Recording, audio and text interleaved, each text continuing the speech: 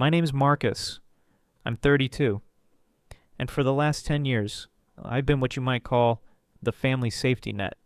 The person everyone turns to when life throws a curveball, when the bills pile up, when someone's just a little short this month. You know the role. Every family seems to have that one person. The one who always shows up, the one who doesn't ask questions, the one who pays the bill and smiles like it's no big deal. That's been me. Rent, utilities, car repairs, surprise vet bills, dental emergencies. I've covered them all. And for the longest time, I didn't complain. I didn't even think to. Because where I come from, you help your people. You take care of your family. You step up. I grew up knowing what it felt like to struggle, watching my parents juggle late notices and shut-off warnings, learning early that money, or the lack of it, has a way of making or breaking peace at home. So when I finally got on my feet, when I landed a stable job, and then later worked my way into the tech space and built a career that actually paid more than survival wages, I made myself a promise. My family would never feel that kind of fear again. Not if I could help it. But here's the thing. No one tells you about being the reliable one. Once people realize you'll catch them every time they fall, they stop looking down before they jump. I didn't notice how bad it had gotten until my birthday this year. And I'll be honest, I wasn't asking for much. I didn't plan some big blowout. No fancy destination trip, no 100-person guest list. I just wanted one night, one dinner, a small, quiet evening with the people I loved. Good food, good company, a chance to catch up, to sit together for once, without someone needing a loan or asking for a favor. I picked a restaurant not too far from everyone's neighborhood. Somewhere nice, but not too showy. Classy enough to feel like a special occasion, casual enough that nobody would feel out of place. I even put down a deposit, $400, non-refundable, just to make sure we had the private room. I sent the invites weeks ahead, texted each person individually, Mom, Dad, my older sister Kendra and her husband Tom, my younger brother Jordan, my cousin Ray, and, of course, Ray's boyfriend, who somehow managed to make the guest list at every family event despite never so much as bringing a bag of ice. I followed up, sent reminders, 1 week before, then again 2 days before, confirmed the time, made sure everyone had the address, smiled through the usual "we'll see if we can make it" responses. Told myself that was just how my family was. Always last minute, always a little scattered, but they'd show. They always did. I even dressed up a little. Wore the blazer my mom gave me last Christmas, the one she swore made me look like a grown man with his life together. I got to the restaurant 15 minutes early, checked with the staff to make sure the cake was ready, the table was set, everything was perfect. Then I waited. 5 minutes passed. 10. No big deal, they're always late. 20 minutes. I ordered a drink, scrolled through my phone, kept checking the door. 30 minutes. The waiter came by, polite, trying to hide that sympathetic look people get when they're watching you sit alone at a big table set for 8. 45. I sent a quick message in the family group chat. Hey, everything okay? I'm here when y'all are ready. Nothing. An hour. The knot in my chest started to tighten. Not anger, at least not yet. Just that slow, creeping embarrassment. The kind that makes you sit up straighter, try not to look like the person who got stood up. The kind that makes you hate how hopeful you still feel, even when the evidence is right in front of your face. And then my phone buzzed. A notification from Instagram. I opened it. There it was. A fresh post from Kendra. A group photo at a steakhouse across town. Mom, Dad, Jordan, Ray, even Ray's boyfriend. All smiles, arms draped over each other like they were starring in some family commercial. Kendra's caption. Family night. Grateful for the real ones. Blessed. For a second, I couldn't process what I was seeing. I read the caption twice, 3 times, scrolled through the comments. That's when I saw it. My aunt had commented, "Looks like so much fun. Missing Marcus, though." And Kendra, without a hint of shame, had replied, "Oh, he had his own plans tonight, I think." My own plans. I was sitting at a table set for 8, staring at my phone, while my whole family ate dinner somewhere else, laughing, smiling, telling the world how blessed they were to have each other. Without me. I didn't feel sad, not at first. I felt numb. Like the air had been sucked out of the room. Like the ground wasn't as solid as I thought it was. I could have called, could have texted, could have demanded an explanation. But instead, I stood up, left cash on the table for the drink I barely touched, gave the waiter a tip that felt like an apology, and I walked out, hands shaking, stomach twisting, but my mind, clearer than it had been in years, This wasn't an accident. This wasn't a mistake. It was a message. And for the first time, I heard it loud and clear. I didn't go home right away that night. I drove around the city for a while, headlights slicing through the dark, my hands gripping the steering wheel tighter than I meant to. I wasn't angry. Not the kind of anger that makes you slam doors or punch walls. This was a quieter kind of rage. The kind that sits heavy in your chest, sharp and steady, whispering, "You should have seen this coming." Because the truth is, this wasn't the first time. It wasn't the first time I'd been left out, passed over, treated like I was an afterthought. There was last Christmas, when the dinner got moved to Jordan's place at the last minute, and nobody bothered to tell me. There was Kendra's bridal shower, where she gave a heartfelt speech thanking everyone who made this day possible. And skipped right over me, even though I paid for the custom cake and the decorations she just had to have. And there was the family group chat, where I always seemed to be the last one tagged, if I got tagged at all. I told myself those were accidents, miscommunications. I let it slide because that's what you do when you're the one who keeps the peace, when you're the one who always shows up. But sitting alone in that restaurant while my whole family smiled for selfies across town, that wasn't a miscommunication. That wasn't forgetfulness. That was deliberate. And the more I thought about it, the harder it was to ignore the pattern. How many times had I stepped up for these people? How many times had I answered calls that started with, "Hey, I hate to ask, but..." or, "Could you just spot me until Friday?" How many times had I given without hesitation, without asking for anything back? I pulled into my driveway, killed the engine, and just sat there for a while, watching the porch light glow against the dark, listening to the soft tick of the cooling engine. And then, almost without thinking, I reached for my phone, opened my banking app. There it was, line after line of payments, rent transfers to my mom, $500 every month for the last 3 years. She always said it helped her stay in that senior apartment complex she loved so much, said the place made her feel safe. She never once missed a chance to remind me how hard life had been for her, how lucky she was to have a son who could lend a little hand. But it was never alone. She knew that. I knew that. Dad's car insurance. On auto pay since 2018 after he lost his job and told me, "It's just temporary, son. I'll pay you back once I'm back on my feet." Spoiler alert, he never did. The photographer deposit for Kendra and Tom's wedding. The security deposit for Jordan's apartment when he moved to Atlanta and couldn't come up with first and last month's rent. The emergency dental bill for cousin Ray. The textbooks for Jordan's second semester. The birthday dinners I threw from Mom and Dad. Ones they always showed up to, because they were about them. It added up fast. I opened the Notes app on my phone and started typing, not because I planned to send it to anyone, but because I needed to see it laid out. I needed proof that I wasn't imagining how much I'd given. Rent, car insurance, prescriptions, utilities, wedding gifts, emergency loans, surprise dinners, birthday cakes. $42,000, give or take. I stared at the number until it blurred on the screen. 42,000. Not including the times I picked up the tab for brunches, or gas money for Jordan, or the random, "Can you VMO me for groceries?" text from Kendra. But here's the thing. I never kept score, not once. I never threw it back in their faces, never asked to be paid back. Because I didn't give to get. I gave because I believe that's what family does. You help where you can. You show up. I told myself I was building something. That maybe all these small acts of support were like laying bricks for a foundation, something solid and something strong, something that meant when it was my turn to lean on them, even just emotionally, they'd show up for me.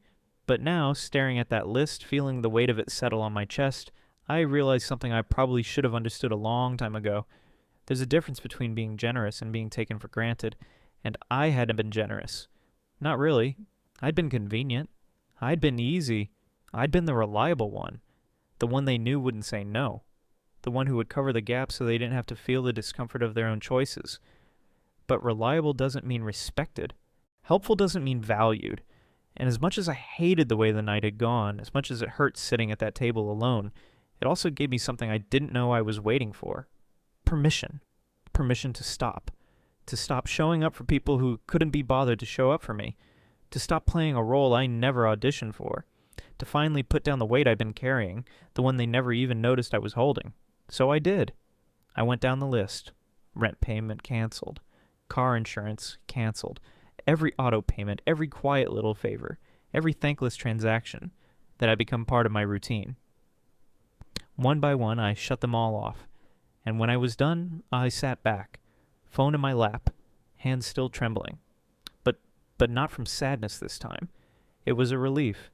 The kind of relief that comes when you finally realize you're allowed to stop drowning yourself, just to keep everyone else afloat.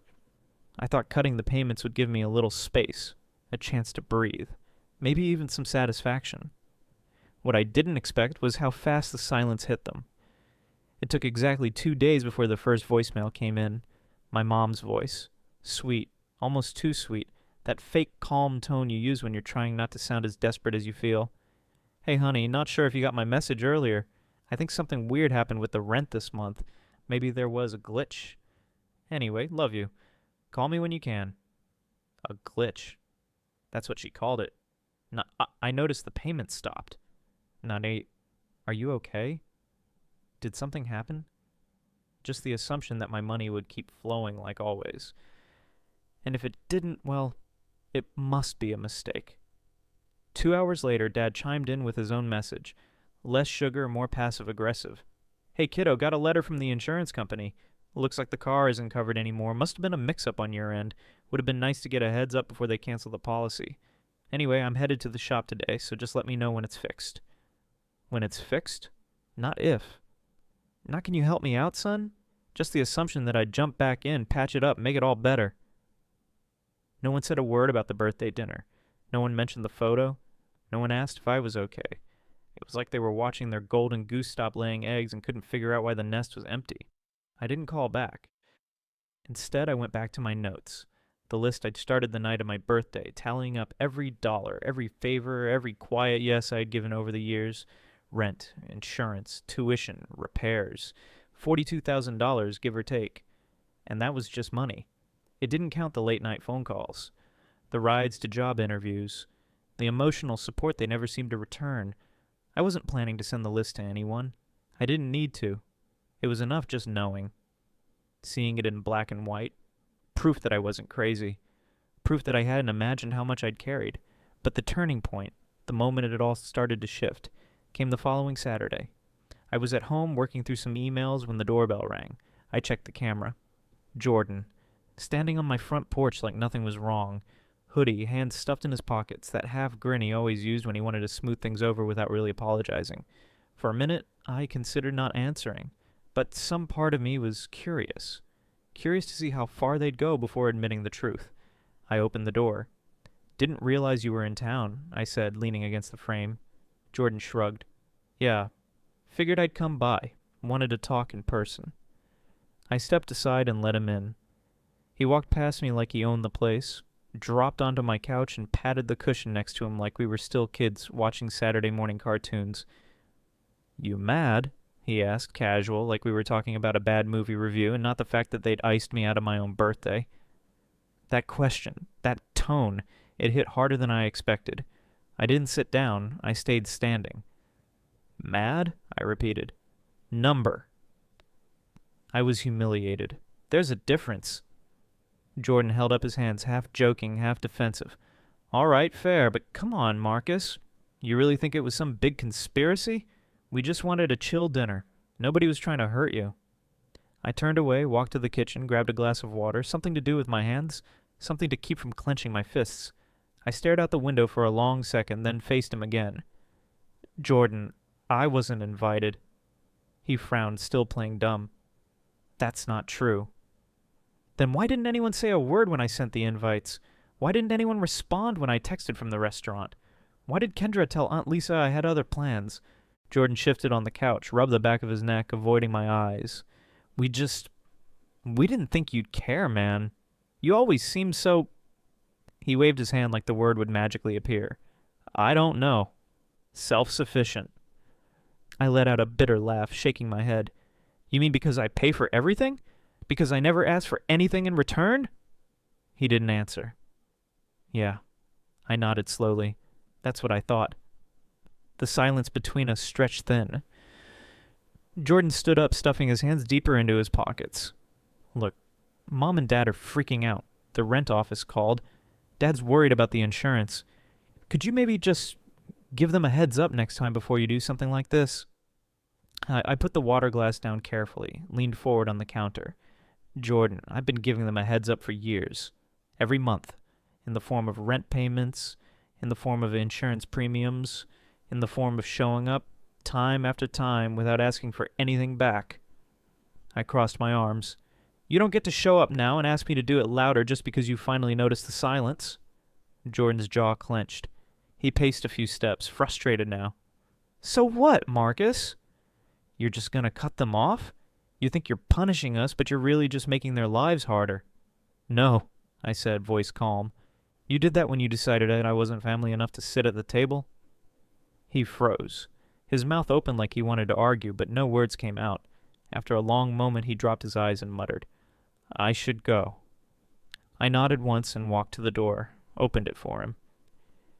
He paused in the doorway, turned back one last time. This feels petty, Marcus.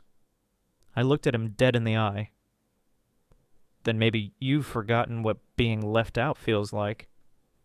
And I shut the door, locked it, stood there with my hand still on the knob, my heart pounding not from the argument, but from the weight of finally saying what I'd been holding in for way too long. For the first time, I wasn't swallowing it. I was letting them feel it. After Jordan walked out that day, the house felt heavier than it should have. Quiet, but not peaceful. I didn't expect an apology. Not from him. Not from any of them. What I expected, what I knew was coming, was the fallout. And it didn't take long. By the next morning, my phone was already filling up again. Mom called 3 times, left one voicemail where she almost pulled off sounding calm. Hey, honey, just checking in again. Things are getting a little tight with the rent office. They're saying if it's not sorted by Friday, they'll have to start the process. I'm sure this is just a misunderstanding. Call me when you get the chance, okay? Love you. A misunderstanding. Because in her mind, that's the only explanation for why her rent wouldn't magically pay itself this month. 2 hours later, Dad sent a text. Insurance still showing as canceled. You might want to double-check your bank info. Would appreciate a heads up next time, son. Still no mention of the birthday, no mention of the dinner, just the rent, just insurance, just the expectation that I'd slide right back into my role, the role they wrote for me without my permission. And that was the moment I knew this wasn't going to end with a few missed payments. This wasn't about the money. Not really. It was about what the money represented. The fact that I'd been making their lives easier while they made me feel invisible. So I sat down at my desk, opened the group chat, typed out a message, deleted it, typed again, deleted again. Because I didn't want anger to write this message. I wanted clarity. It took me almost an hour to get the words right. But when I was done, it felt clean, final, sharp. Hi, everyone. I wanted to clear up any confusion since no one seems to understand what's happening. I didn't cut anyone off. I simply stopped doing things I was never thanked for in the first place. The rent, the insurance, the bills. I did those things because I wanted to help. But I've come to realize that my support wasn't appreciated. It was just expected. I spent my birthday sitting alone in a restaurant I paid for, waiting for people who never showed up. Meanwhile, you all were across town, smiling for group photos, telling the world how lucky you are to have each other. That wasn't a mistake. That was a message. And I'd heard it loud and clear. So here's where things stand. I'm not paying for people who don't treat me like family. If that changes, we can talk. Until then, I'm done. I stared at it for a long minute before I hit send. Watched the little scene check marks pop up one by one. Kendra first, of course, then Ray, then Mom, then Dad. And then the flood began. Kendra's reply came almost instantly. Wow, I can't believe you would air all this in front of everyone. Way to make us all feel like garbage. I didn't respond. Mom followed right behind. I understand you're upset, but this seems like a big overreaction. Don't punish the whole family over the one dinner. We love you. We've always loved you. It sounded nice, almost convincing, except love isn't what happens when someone forgets your birthday. Love isn't showing up to the table only when the check needs paying. Ray jumped in next. Classic Ray. Always quick to dodge blame. I didn't even know it was your birthday dinner. Kendra just said you had other plans. Don't drag me into this. Typical. Then for a while, nothing. Hours passed, until finally one private message from Dad. No group chat, just him. I messed up. You've done more for this family than any of us ever gave you credit for. I let Kendra run the show because it was easier. I should have stepped in a long time ago. You didn't deserve what happened. If you're open to it, I'd like to sit down, just us. I stared at that one the longest, because as much as I wanted to believe it, as much as I wanted to grab onto those words like a life raft, I knew better than jumping at the first sign of regret. Regret isn't the same as accountability. Regret says, I feel bad. Accountability says I was wrong, so I didn't reply, not right away. I let the silence do the talking, and in that silence, the cracks started to show. Kendra doubled down on Instagram, posting stories of chosen family nights out with her friends, captioned with things like, at least these people show up. Mom switched tactics, posting vague, passive-aggressive Facebook updates. Family isn't always about blood. Some people only do nice things so they can hold it over your head later. Jordan, though? Jordan surprised me. He sent one text. Hey, just wanted to say I got it now. I thought you were being dramatic, but yeah, that was low. If you ever want to hang out, just us. I'm down. No pressure. I stared at that message longer than I should have. Jordan had always floated somewhere in the middle, too quiet to take my side, too loyal to Kendra to question her. But maybe he was finally starting to see what I saw. Still, I didn't reply. Not yet, because this wasn't about winning. It wasn't about making them squirm. It was about drawing the line, and making it clear that I wasn't going to step back over it, not this time. The thing about drawing a line is that people always assume you're bluffing.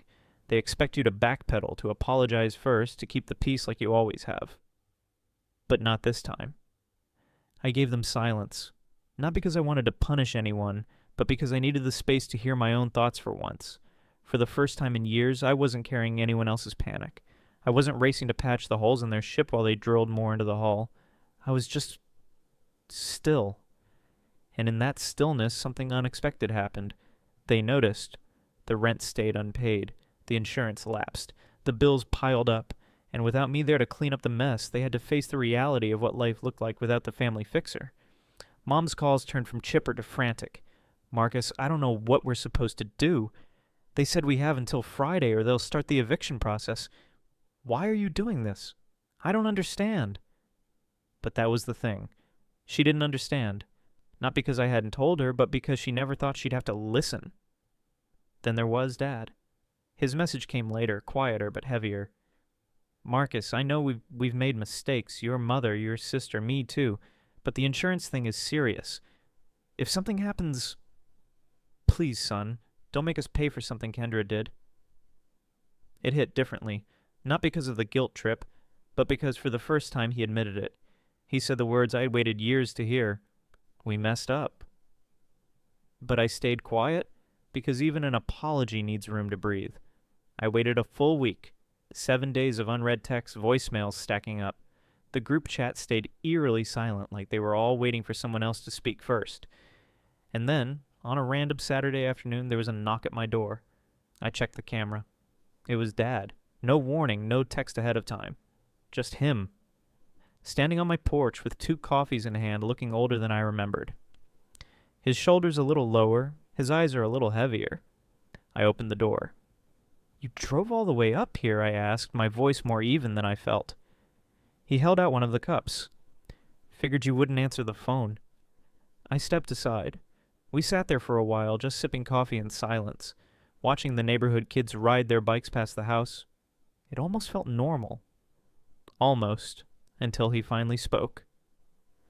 I read your message a few times. He didn't rush, didn't try to spin it. I think I needed to see it in writing. I didn't realize how blind I'd been. I kept my eyes on my coffee. I let Kendra fill the space, he continued. She's always been the loud one. You've always been the quiet one. And I guess I let her talk for everyone, including me. I nodded once, not because I forgave him yet, but because it was the first time he wasn't making excuses. I'm not here to ask for anything, he added quickly. I know how that sounds coming from me, but I mean it. I'm not asking for money. I'm here because I already lost something. You. And I don't want to keep losing you.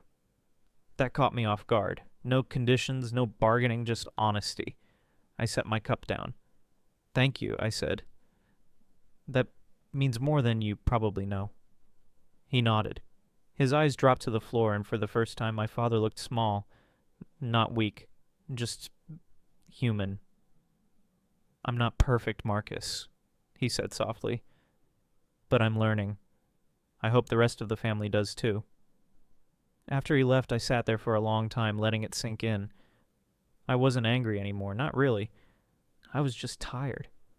Tired of being the one who kept the engine running while everyone else rode shotgun. But maybe, just maybe, they were starting to learn what the road looked like without me. Weeks turned into months. The rent stayed unpaid, but Mom figured it out. She worked it out with the building herself. First time she'd handled it without my help in years. Dad renewed his car insurance on his own. I know this because he updated the policy without asking me.